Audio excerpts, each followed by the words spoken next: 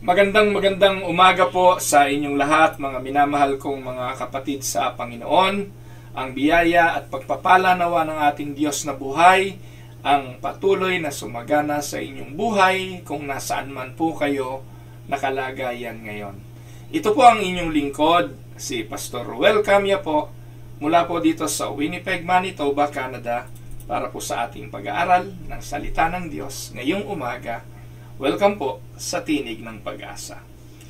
Mga minamahal na mga kapatid, araw po ng Wednesday ngayon, ang ating pong pag-aaral ay pinamagatan ko pong Fight Against Worldliness. Ayan, worldliness versus godliness. At ito po mga kapatid ay isang pag-aaral na kung saan ay importanteng maunawaan ng lahat ng mga mananampalataya. Lagi po tayong may pakikipaglaban sa mundong ito. At ito po ay hindi natin nauunawaan at hindi natin naiintindihan.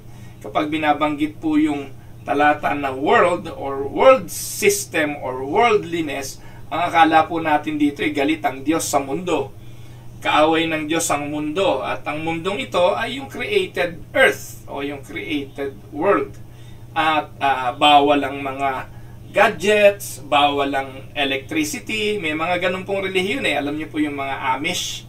Yung mga Amish, hindi po sila gumagamit ng mga modern technology. Bawal po sa kanila ang kotse. Ang gamit po nila ngayon, karwahe na hila-hila ng kabayo. Magpahanggang ngayon sa Amerika, marami po niyan.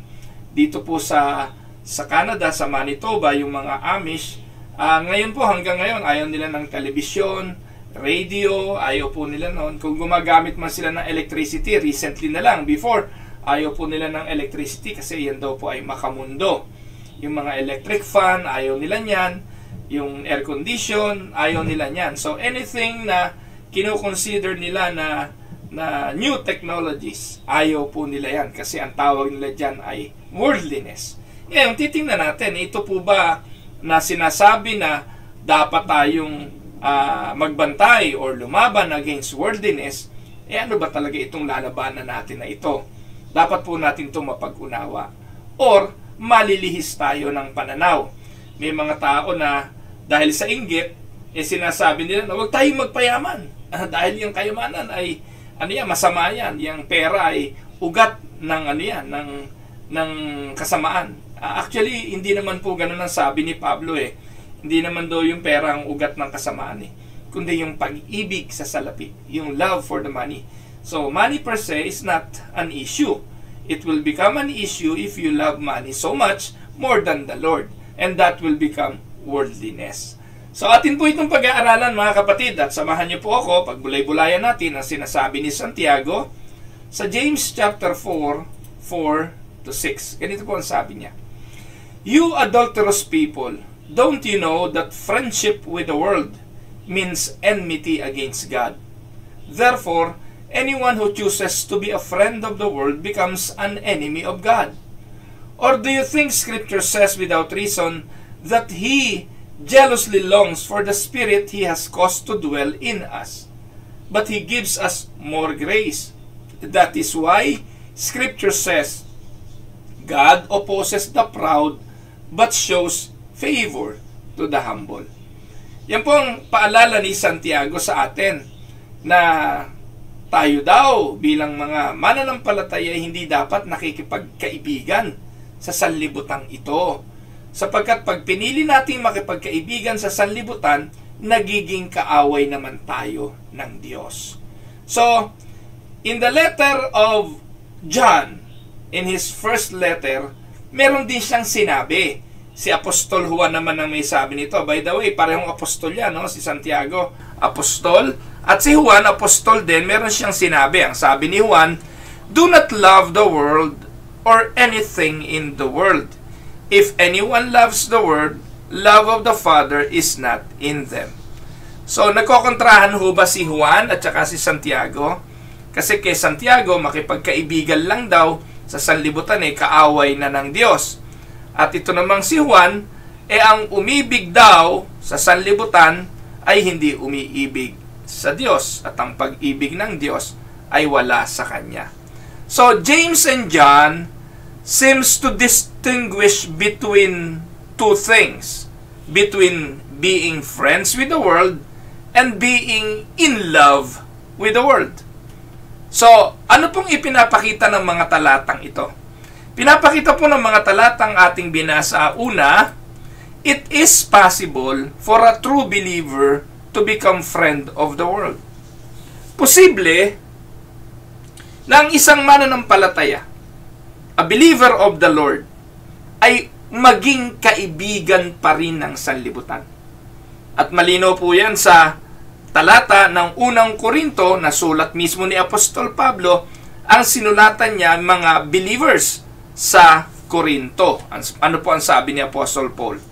Sabi niya, brothers and sisters, sino sinulatan? Mga kapatid, I could not address you as people who live by the Spirit, but as people who are still worldly. So, ulitin ko. Ang sinulatan po rito ni Pablo, mga mananampalataya, at tinawag niya ang mga kapatid na ito na worldly. Mere infants in Christ. I gave you milk, not solid food, for you were not ready for it. Indeed, you are still not ready, you are still worldly. For since there is jealousy and quarreling among you, are you not worldly? Are you not acting like mere humans? So dito po ay binabanggit ni Pablo sa mga taga-Korinto, bagamat sila'y mananampalataya na, sila ay makasanlibutan pa. So, di ho ba sabi tayo mga bago ng nilalang? Ang dating mga bagay nagsilipas na at narito tayo pawang naging mga bago. So wala pong kontra si Pablo sa kanyang mga itinuro. Sinabi naman niya na yung ating kalagayan bilang mga hindi matuwid sa harapan ng Diyos, sa atin pong pananampalataya sa Panginoong Hesukristo, tayo po'y idiniklarang matuwid. Hindi dahil sa ating mga ginawa, hindi dahil sa sarili nating effort, kundi sa ginawa ng ating Panginoong Hesukristo. Yung ating righteousness was only an imputed righteousness of Christ given to us. Yung ating righteousness, yung embedded righteousness na sinasabi natin, yung mga matuwid na bagay na ginagawa natin, sabi ng Biblia, maruming basahan lang yun sa Diyos So yung mga effort natin, works of the flesh, works of our own initiative, sa harapan ng Diyos maruming basahan ito. Pero yung ginawa ni Kristo na kanyang katuwiran, His righteousness, that has been imputed, given sa atin, yun yung nakikita ng Ama. Kaya pag tinitingnan tayo ng Ama, tinitingnan na tayo na matuwid sa kanyang harapan, not because of what we did, but because of what His Son did on the cross.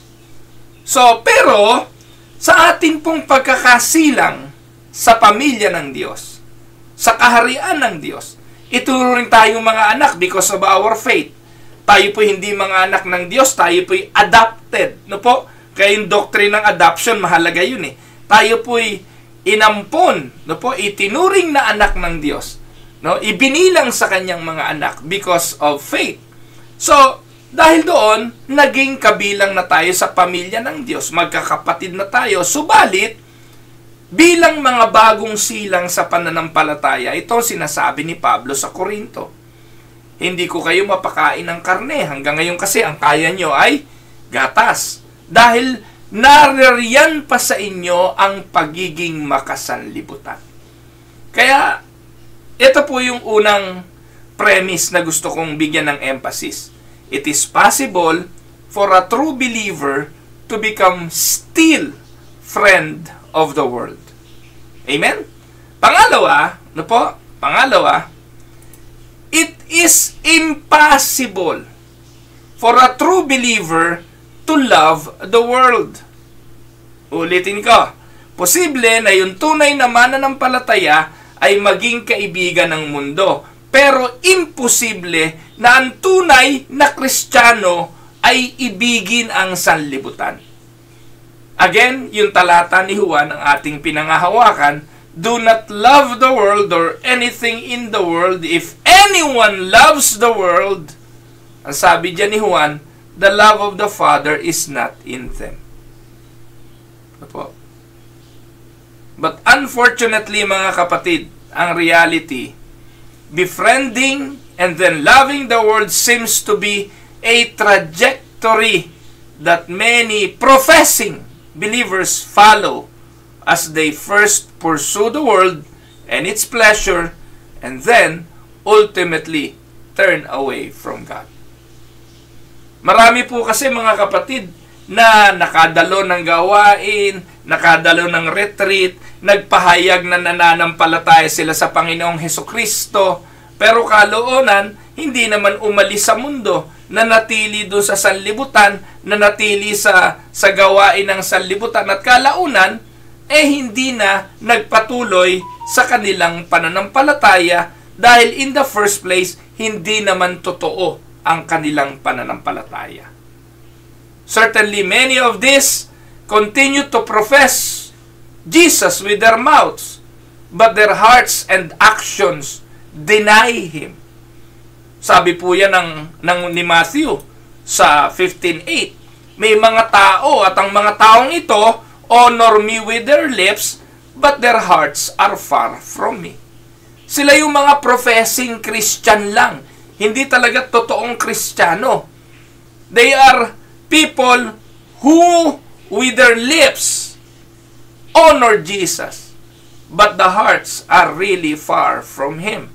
Sa 2 Timothy chapter 3 verse 5, having a form of godliness, but denying its power, have nothing to do with such people.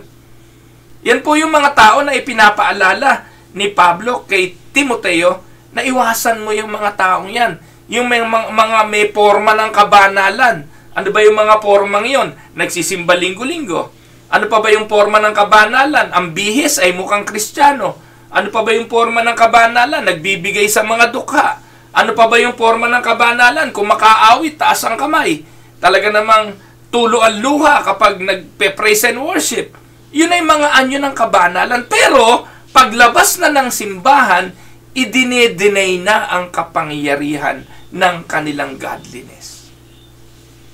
Sabi ni Pablo kay Timoteo, naku, huwag kang magsasasama sa ganyang mga tao. Have nothing to do with such people. Bakit kaya? Kasi po, kapag mahina-hina ka, madadala ka ng mga taong ito. Tandaan po natin mga kapatid, friendship often starts with not condemning the views and practices of the world, then simply accepting them as alternative paths, and then adopting, enjoying, and defending them. Yung pakikipagkaibigan, ganon, di po ba? Kapag nagsisimula tayong makipagkaibigan, hindi natin sinasabihan siya ng mga bagay na pangit kasi baka masira yung pakikipagkaibigan. Hindi natin kinukondina yung kanilang paniniwala, yung kanilang mga views, yung practices. Minsan nga kahit mali na, hinahayaan pa natin kasi ayaw nating may masabi sa atin yung ating kaibigan. Ang pakikipagkaibigan sa mundo, ganun din. Ang pakikipagkaibigan sa world is also the same. Inaayunan natin ito, tinatanggap na natin kalaunan ang mga pinaniniwalaan nila. Huwag lang mag-away, sige, sasang-ayunan na natin. And then, nagiging alternative path na rin ang kanilang dinadaanan.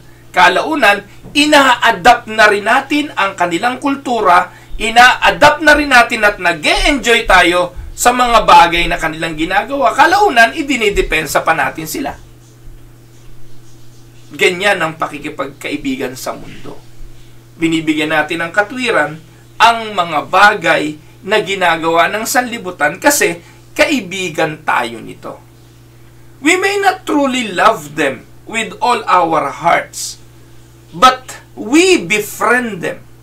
And befriending the world is not a good alternative. It will lead you to, It will lead you to something very disastrous in your life. Kaya nga, sabi ng salmista, ang Psalms 1:1, ang sabi, blessed is the one who does not walk in step. Ano po ibig sabihin nun? Hindi sumasabay sa lakad ng mga wicked. O ni tumatayo man sa daan ng mga makasalanan. O nauupo man saan? Sa umpukan, sa hurong-hurong ng mga mockers. Bakit? Kasi pag nandun ka, yung umpukan na yun, nahahawa ka rin sa kwentuhan nila, nahahawa ka sa mga bagay na kanilang pinag-uusapan. Nakalaunan, ikaw ang nadadala sa halip na sila ang madala mo. Kaya sabi, mapalad yung umiiwas na dun Yung alam mong masama, yung alam mong hindi nakakapagbigay kaluguran sa Diyos, yung alam mong hindi malang mabanggit yung kaluwalhatian ng Diyos, tapos nandun ka pa.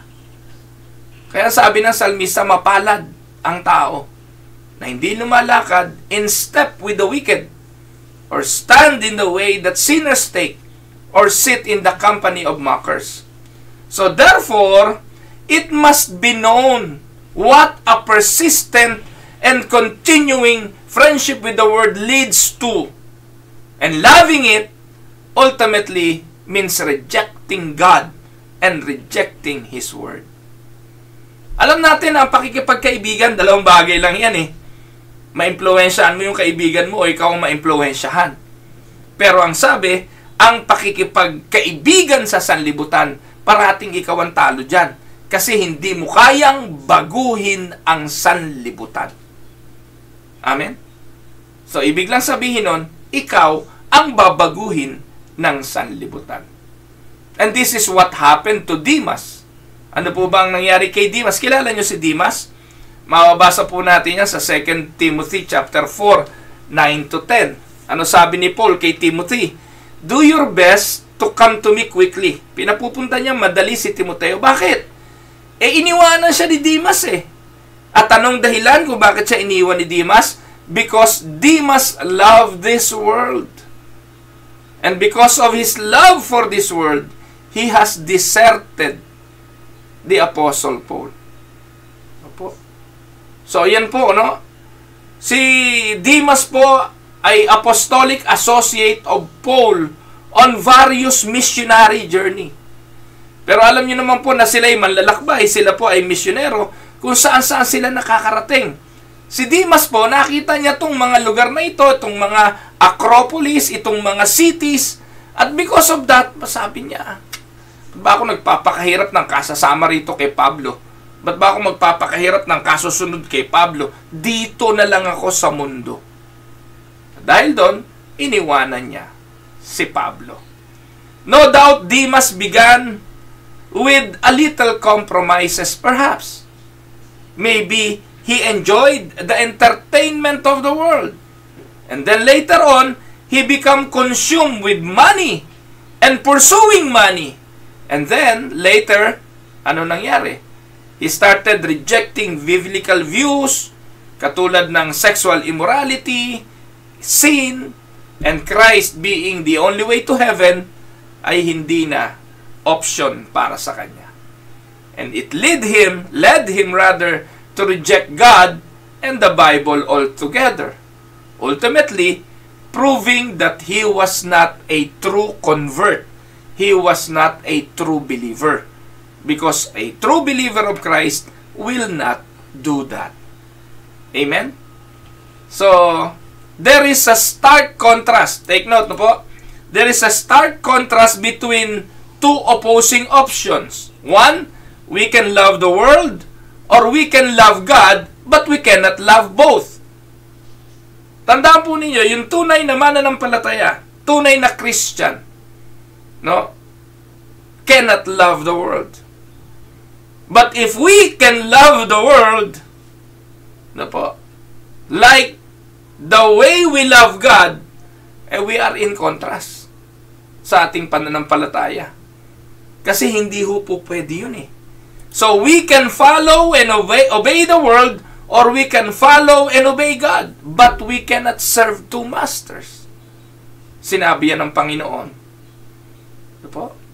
Only one will own our heart. Only one can claim our ultimate allegiance. Kaya nga yung pagpili nasa ating harapan At yung tunay na Kristiyano, tunay na mananampalataya, tama ang pipiliin niya. Pipiliin niya si Kristo kesa sa sanlibutang ito. Amen? Now, kanina pa tayo sanlibutan ng sanlibutan. Kanina pa tayo discuss ng world. Hindi pa natin dinedefine. What is the world? Ito yung issue kasi. What is the world? Nung araw po kasi, in the past days, some Christians took it to mean the earth. That is the world. And everything in it. And there is nothing wrong with experiencing the pleasure of the earth. Kasi creation ng Diyos yun. Diyos nga ang gumawa ng lahat ng bagay, di po ba? At sinabi ni Apostol Pablo yan, na hindi naman masama na ating pangalagaan at i-enjoy ang lahat ng benefits ng mundong ito. Yung mga puno, mga halaman, yung kagandahan ng nature, yung mga namamasyal, nagpupunta sa mga road trip para puntahan yung magagandang mga bundok, sceneries, yung mga paliguan, like yung mga beach or kung ano-ano pa na mga magandang puntahan. Ini-enjoy yan at hindi masama yan, hindi kasalanan yan. Ano po? Ngayon, kotse. Aba, kailan naging kasalanan ng sasakyan na gagamitin mo para sa pamilya mo? Hindi ho kasalanan yan. Pera. Kailan naging kasalanan yung pera na nagagamit mo sa pangangailangan mo? So, yan po yung mga bagay na nasa sanlibutan. Yan po ay part of the earth that God was created. Kailan naging kasalanan yung pagkain? Kaya nga, wala nang bawal Kung ano yung gusto mong kainin, kung ano yung nabibili sa pamilihang bayan, kainin mo yan. Ibinigay ng Diyos yan for our enjoyment. Ngayon, konsensya mo na lang yan. Kung sa tingin mo, hindi magandang kainin to. Gaya ng bayawak, o crocodile, o sawa, kung ano man, wag mong kainin. No po? Pero lahat po ng earth, lahat ng nasa earth, and everything in it was made for our enjoyment. Sa hardin nga ng Eden, ang sabi ng Diyos, lahat Adan, sa iyo yan, to rule. Lahat yan for you to rule and for you to take pleasure. Pero isa lang ang binawal ng Diyos, yun yung nasa gitna ng hardin. So God created this world for our enjoyment, for the purpose of being used by man. Tama? Kaya, ang sabi ni Pablo, sa 1 Timothy 4:4, everything God created is good, and nothing is to be rejected if it is received with thanksgiving. Tama? Kaya wag ka makonsensya kung dalawa kotse mo. Okay lang yan. Di mo naman yan ninakaw.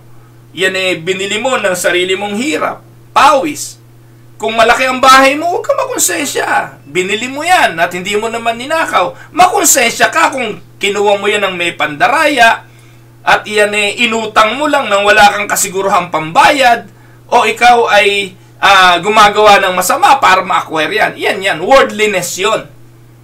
Pero kung yung mga bagay na yan ay in good faith, may television kang malaki, flat screen, hindi masama yan. Hindi luho yan. Kung talagang iyan ay naging bunga ng iyong pagpapagal. At ang layunin yan ay magamit mo for the enjoyment of your family. Hindi ho masama yan. Kapag may nagsabi na yung mga technology, yung internet, yung mga computers, yung mga bagong usong cellphone, bagong relo, ay mali at hindi dapat magkakaroon, naiinggit lang yung taong yun, kaya ganon. Because 1 Timothy 4:4 says, everything God created is good. Ngayon, kailan nagiging masama ang pera? Kailan nagiging masama ang flat screen TV? Kailan nagiging masama ang kotse? Kailan nagiging masama yung mga biyayang ito na kinonsider natin kanina na mga dapat ay pagpapala? Kapag itong mga ito ay naging kaagaw na ng Diyos sa buhay natin, ang tawag doon, worldliness na. Tandaan po ninyo mga kapatid, no? hindi naman ang definition natin ng worldliness kapag binabanggit natin yung being worldly ay yung ikaw ay nakatira sa mundong ito. Sino ba ang wala sa mundong ito? Lahat naman tayo nandito pa sa mundong ito. Pero sinasabi ng Diyos, we are in the world, but we are of the world. We are not supposed to be makamundo, bagamat nandito tayo sa mundo. So the world then is not a place. The world is not where you are at. The world is a system. It is a way of thinking and living that rejects God's rule. It is an enthusiasm for the temporal and apathy for the eternal. Yan ang definition ng world. It is a living as if this world is all there is. That is how we define the world na binabanggit ni James at binabanggit ni John. Nakuha niyo po? So kapag nabasa niyo yung hindi tayo dapat worldly, hindi nangangahulugan na pumunta ka na sa Mars. O maglaho ka na sa mundong ito. O kaya kulungin mo ang sarili mo sa iyong silid, huwag ka nang lalabas dahil yung mundo ay makasalanan. Doon ka na lang sa sarili mong mundo, kulungin mo ang sarili mo dahil lahat ng lalabasan mo makasalanan. Mali po yun. Like many other religions are doing, like the Amish, o yung binanggit ko sa inyo kanina, nagkakamali sila ng interpretasyon. So, dinefine natin na yung world na binabanggit dyan ni James at ni John ay yung world na system, ano po? It is a way of thinking and living that rejects God's rule. So, gaya ng sinabi ko sa inyo kanina, hindi naman masama ang pera. Hindi naman masama ang mga sasakyan. Hindi masama ang bahay na maganda sa isang malaking subdivision. Hindi ho masama ang may bago kang iPhone. Hindi ho masama yung meron kang internet na malakas o may gadget na kung ano-ano. Hindi ho masama yan. Yung nagsasabing masama yan, baka naiinggit lang dahil meron ka, wala sila. Pero again, sasabihin ko po sa inyo, kahit ang pinakamagandang bagay, kapag atin na itong inibig ng husto, doon tayo nagiging worldly. Tandaan po ninyo mga kapatid, to love the world is to value what unbelievers value, to foster ungodly desires and attitudes, to indulge in what is delightful to those who refuse to delight in God. That is loving the world. Amen? Worldliness is a failure to renew our minds by the Word of God so we can live in a manner pleasing to God. Kaya pag nababasa niyo yung worldly or worldliness, yan po ang kahulugan. And to those who love the world, naturally, ano nangyayari? They fall, they succumb to worldliness. And again, uulitin ko, worldliness is a failure to renew our minds by the Word of God so we can live in a manner pleasing to God. It is a failure, mga kapatid, it is a failure to think and live in distinctly godly ways. It is a failure to become who God has called us to be through the gospel. At tandaan niyo po, worldliness is first a matter of the heart's desire, then a mind meditations, and then the actions of the hands. That is worldliness. Kaya magsisimula talaga yan sa puso yung desire. Gusto kong magkaroon ng kotse. Kasi yung kapitbahay ko may bagong kotse. Hindi naman masama yun Ano po? Hindi yung masama yung magkaroon ka ng katulad nun sa kapitbahay mo. Ang problema, wala kang trabaho. Wala kang pambili. Wala kang kapasidad na magkaroon nun. So, yung desire na yon na ma-acquire yung kotse na katulad nun sa kapitbahay mo, pag-iisipan mo ngayon, meditation of the mind. Mabuti sana kung ang nasa isipan mo ay matuwid. Kailangan akong magtrabaho. Kailangan akong magsumikap para magkaroon din ako ng bagay na yon. Kung ang nasa isipan mo hindi matuwid, umiral yung heart's desire, sasabihin ng isipan mo, magnakaw ka. Gumawa ka ng masama para magkaroon ka ng pera. At dahil doon, ano mangyayari? Susunod yung kamay mo. Sa action na ito mangyayari. At alam niyo po mga kapatid, ganyan lahat ng tukso Sorry yung masturbation. Lalaki o babae? Ano po? Paano humahantong sa pagsasarili? Ano po? Sexual, ano tawag doon? Masturbation. Wala naman hong bata sigurong nanonood sa akin. Saan yan nagsisimula? It always starts in the mind. With a desire, rather. Tapos magsisimula yan na i-entertain ang ating mga isipan. Kalaunan, susunod na yung ating mga kamay. Yung impulse, yung fleshly impulse. Halimbawa, nabigyan ko kayo ng one concrete example niya. Nakakita kayo ng paliguan.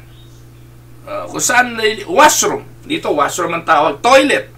O bathroom sa atin, sa Pilipinas. Tapos, may butas. At yung butas na yon, nakikita mong may butas. Pero hindi mo to pinapansin. Kalaunan, doon sa butas, may naglagay ng bawal sumilip.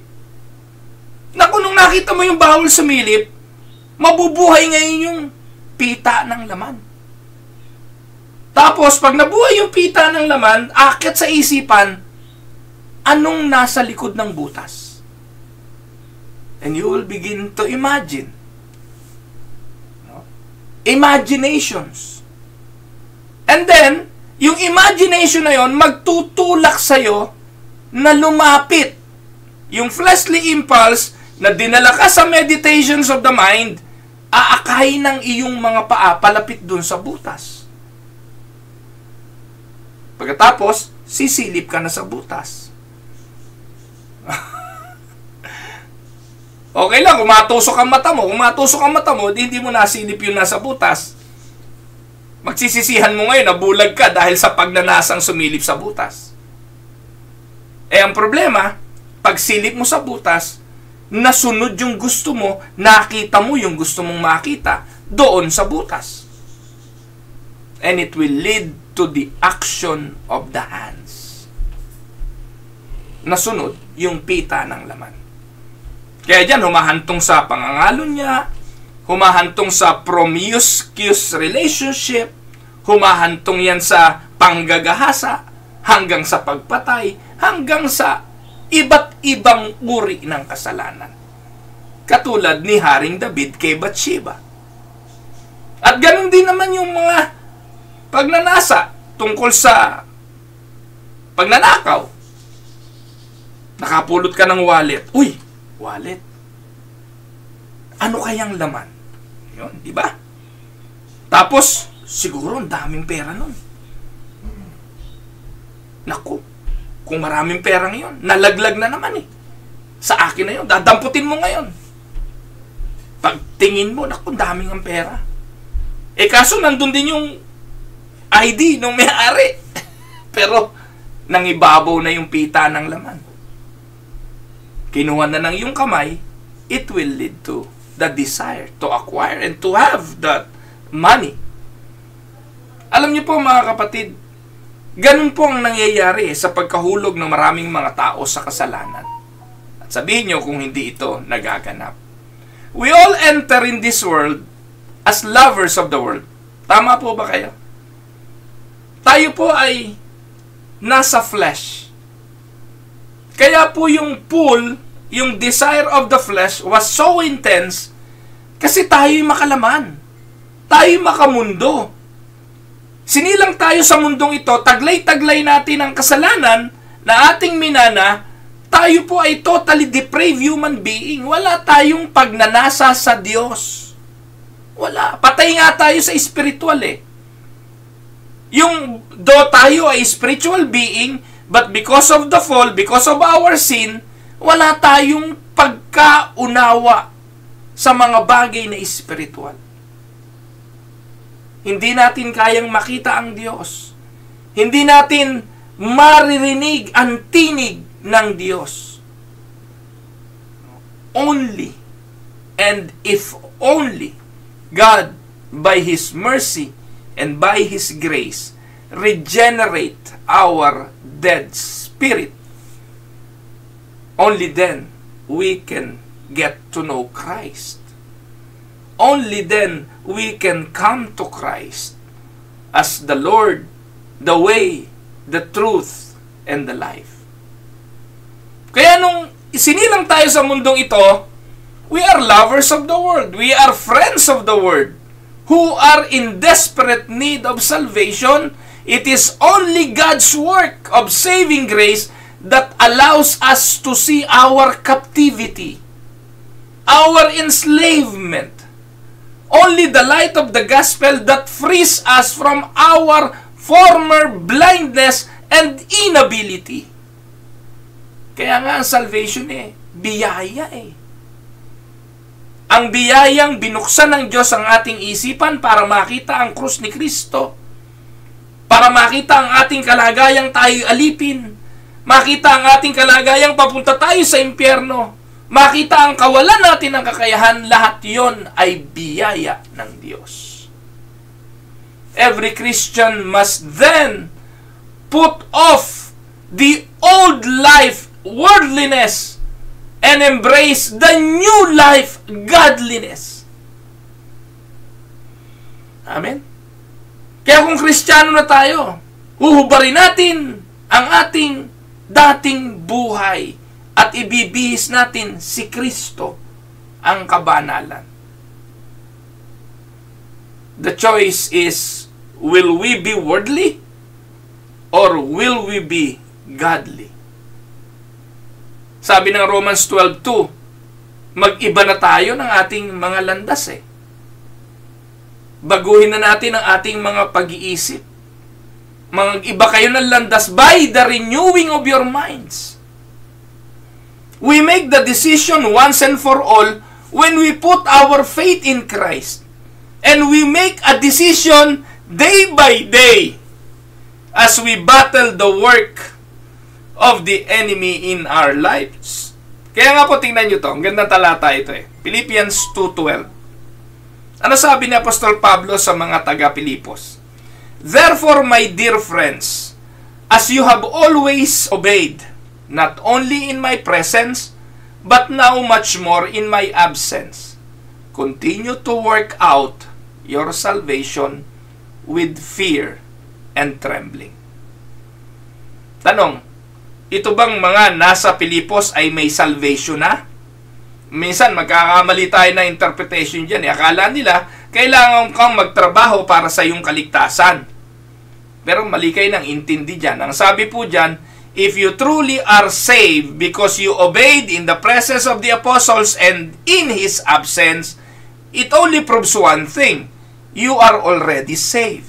You have salvation.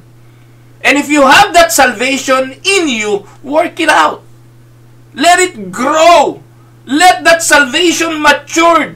Let that salvation bear fruits. At kaninong trabaho yun? Trabaho natin yun sa tulong at tulong pa rin ng ating Panginoong Hesukristo at ng banal na Espiritu. You need to continue to work out your salvation. Parang muscle yan. Oo, may muscle ka na, pero yung muscle mo ay sag.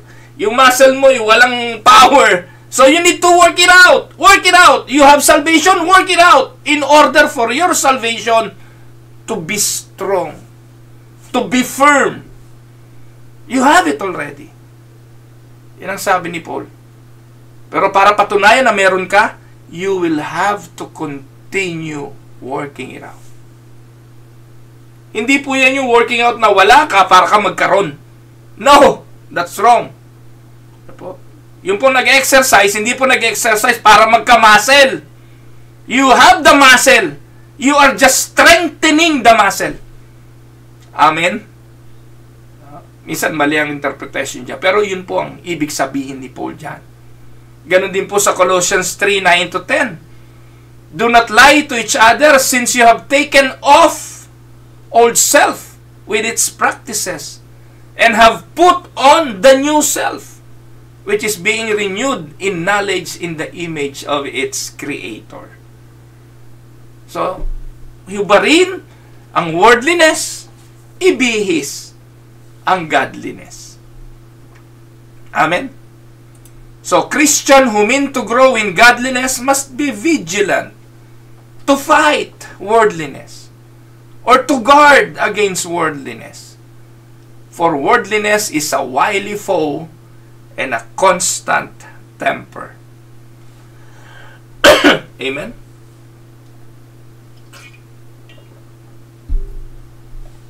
So, ulitin ko. At binanggit ko na kanina na ang Diyos ay hindi killjoy. Hindi po tayo tinatanggalan ng Diyos ng mga bagay na kailangan natin sa mundong ito. Alam niyo po, nung bata ako, hindi ko naman ma-imagine na magkakaroon ng ganitong technology. And I do appreciate having an internet, having a computer like this. Dual window po itong computer ko. Nasa kaliwa yung PowerPoint ko. Nasa kanan po yung aking manuscript na akin pong pinagkukuhanan ng lecture sa inyo. At nasa gitna po yung pong Streamlabs na ginagamit ko to present sa inyo itong PowerPoint at yung akin pong video. Live. Nakikita nyo po ito. Saan man kayong lugar. Hindi ko ma-imagine na magkakaroon ng ganitong technology. Na para ka mangaral, kailangan mong pumunta sa ibang bansa, sa ibang lugar. Para ka makapangaral, kailangan mo sumakay ng eroplano, magsakay ng barko, o bus, o kung saan pa man, para puntahan. Ngayon, hindi na eh. At kayo mga kapatid, you don't need to go to a Bible study to learn Bible. Anyway, by the way, don't get me wrong. Hindi ko po sinasabi, huwag kayong pumunta sa mga pag-aaral. Pero what I meant is, just a click of a finger on your cell phone, nakakatanggap na kayo ng mga pangangaral ng salita ng Diyos like this. Po? Hindi po killjoy ang Diyos para sabihin na these are evil things. Na these are worldliness. Ano po? Yung kotse, yung bahay, yung television, yung internet, anumang karangyaan, maging ang pera, hindi masama. These pleasures only become sin. Take note, no? It will become sin when pursued instead of God.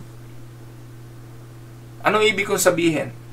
Yung bang tipong hindi ka na mabubuhay pag walang internet, hindi ka na mabubuhay pag walang kotse, hindi ka na mabubuhay pag walang TV, hindi ka na mabubuhay pag walang mga karangyaang ito, at ito na lang yung laging nasa isipan mo, hinahabol mo, pinapangarap mo, gagawin mo ang lahat ng effort mo para magkaroon nito, higit kesa sa pagtitiwala na ang Diyos ang nagbibigay. Yun na po ang worldliness. That is worldliness. Amen? Another example. Sex within the marriage union is pleasing to God. Amen? Ang magsasabing masama ang sex at hindi ito dapat i-enjoy, sigurado may problema sa relasyong mag-asawa. Because that is first and foremost part of marital relationship. Sex is good.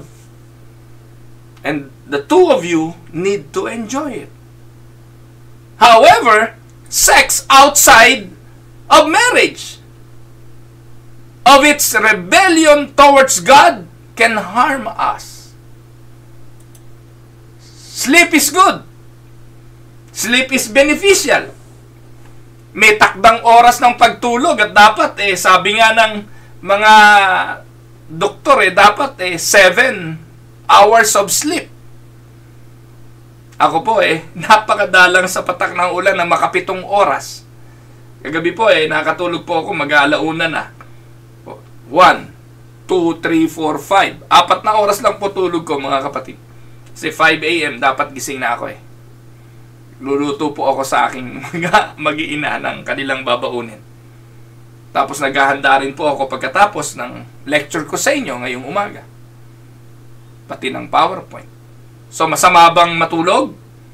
Kung makakakuha ka ng pagkakataong matulog ng 7 oras, masama ho ba yan? Sleep is good and beneficial. However, oversleep leads to laziness. May mga taong wala nang ginawa kundi matulog. Pagkain, tulog. Ayaw magsipaghanap buhay, puro tulog. Yung sobrang katamaran, not getting enough sleep is an abuse of our bodies and often a symptoms of idolatry, something we're putting before God and His plan for us. Pati ang pinakamabuting bagay ay nagiging worldliness kapag hinabol natin ito ng hinabol higit sa paghabol natin sa Panginoon. The world is a system that is antagonistic to God and the ways of God. The world is built on selfishness, on envy of others, which leads the world into conflict, disorder, and every evil practices. Kaya ano dapat gawin?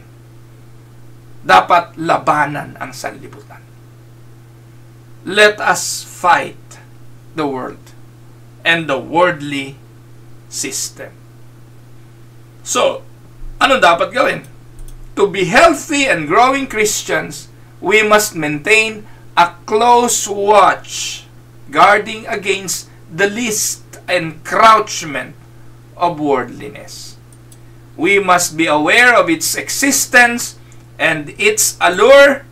We must be aware of its ease, for while godliness requires tenacity, worldliness takes only apathy. Amen? Madali po tayong matatangay. No? Yung pong word na patanaw-teban, no? Sayon ko ba sa amin lang yata sa Cavite yun, yung patanaw-teban sa kasalanan. Ano po ibig sabihin nun? Kung ayaw mo na ikay madala sa tukso ng worldliness, lumayo ka rito. Mahina ka sa mga bagay na may kinalaman sa material, lumayo ka doon sa mga material na bagay. Halimbawa, gusto mong iwiwas sa alcohol. Na napanood ko po yung interview ni Luis Manzano kay Baron Geisler. Talaga pong napakahirap pala ng pinagdaanan ni Baron Geisler sa paglaban sa alcoholism at sa drugs. Sabi niya talagang every time na magre-relapse ako, back to zero. Sabi niya. So ang payo, para magtagumpay ka laban sa bisyo, huwag kang patanaw-teban. Alam mo na may nagiinuman sa kanto. Alam mong mahina ka sa alcohol, palakad-lakad ka pa, padaan-daan ka pa, panay papatanaw mo. Ano gagawin ng mga yon? Alam nilang dati kang manginginom, tatawagin ka noon, oy, halika muna rito, shot ka muna. Yun po yung patanaw-teban. Yun po yung common expression po yan sa amin sa Cavite. Alam mo na, mahina ka doon, magpapatanaw ka pa. Mahina ka sa kasino, tapos palakad-lakad ka, punta ka ng punta sa kasino, mahina ka sa sugal. So, paano ka magtatagumpay doon? Lumayo ka sa teritoryo ng kaaway. Any hint na sa tingin mo madadala ka sa worldliness, get out of that territory. And ultimately, it is our love for Christ that will overcome our latent worldliness. Our new affection for Christ has what the Reformers referred to as an expulsive power. Ano tong expulsive power? An ability to expel whatever competes with it, diminish it, or threatens to supplant it. Yan. Yung pag-ibig kay Kristo ang siyang makapagtatagumpay sa pakikipagkaibigan or the possibility ng pag-ibig din sa sanlibutan. Amen? Magandang araw po. Ito po ang inyong lingkod, si Pastor Ruel Camio po, mula po dito sa Winnipeg, Manitoba, Canada, para po sa ating pag-aaral ng salita ng Diyos dito po sa Tinig ng Pag-asa. God bless mga kapatid.